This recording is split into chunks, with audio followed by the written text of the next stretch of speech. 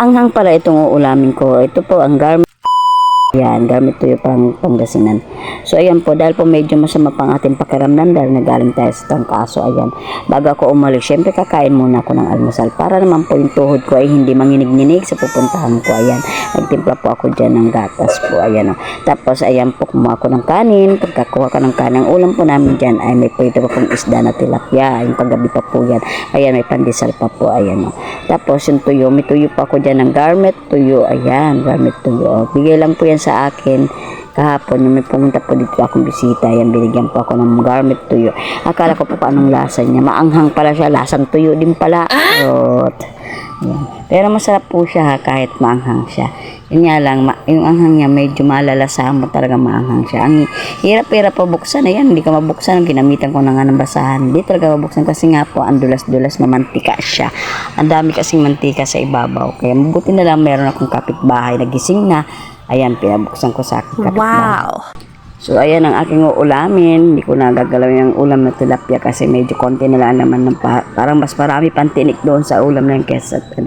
Pero masarap po siya yung garment tuyo, ha. Maanghang nga lang po. Ayan, nagtas pa nga po ako ng kamay. Ayan, kasi po pupunta kami ng FDS. Ayan po, may meeting po kami yan. Kaya po, kahit po masamang pakiramdam natin, kailangan po natin pumatin ng meeting para babayaran ng ating araw. Di ba?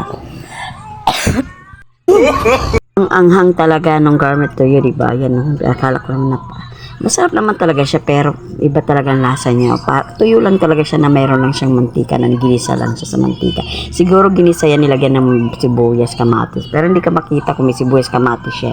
Nagmamantika siya, mas marami yung mantika niya, nasa ibabaw ang mantika kaysa doon sa lalim, mas marami. Tapos hinimay-himay po yung tuyo doon sa kanya at ginisa-gisa. Nakita ko na po yan minsan nung pagluluto niyan, yung ginisang tuyo na inilagay preservative. Pero para sa iba, masarap pa talaga yan, di ba?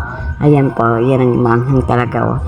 Ayoko na umulitin. Parang hindi mauubos sa amin yan kasi nga maanghang. Hindi rin ko gusto yan ng mga anak ko at ng mga apo ko kainin yan. Kasi kahit ako naanghangan na yung pa kaya mga anak ko hindi nila yung kakainin. Ayan. So inom na yung nalaka natin yung gatas na vanilla. Yan na lang ating iulam para pasamantala. Ayan. Mahirap po talaga pag masama ang pakiramdam natin tapos hindi pa tayo kakain na aalis tayo, lalong manginginig yung ating mga tuhod. Baka pagdating doon hindi na natin maintindihan ang mga sinasabi sa atin, ang mga leksyon na sasabihin sa atin. Kaya kailangan kumain muna tayo para na mainitan ang ating sikmura. Ayan, konti na lang ang aking kainin. Ayan ang garment tuyo. Ayan, garment tuyo. Ayan, preservatives, diba? Ayan, liligpit na ako ng aking mga dadalhin. Ayan, may mga dalan-dalan na ako.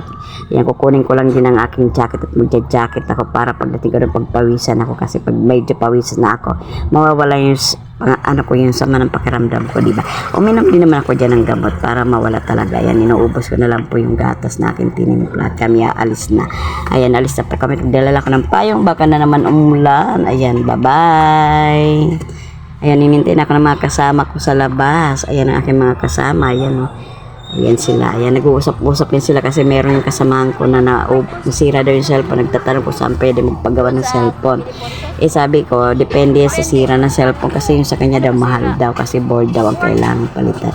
So, kailangan kung anong sira nun, yun din ang babayaran mo, diba? Hindi naman yan porque yun lang ang sira, yun ang babayaran. Siyempre, may pinapalitang piyesa yan. So, ayan nga, papakarating namin doon, naupo kami at mag-uumpisa na po ang aming meeting.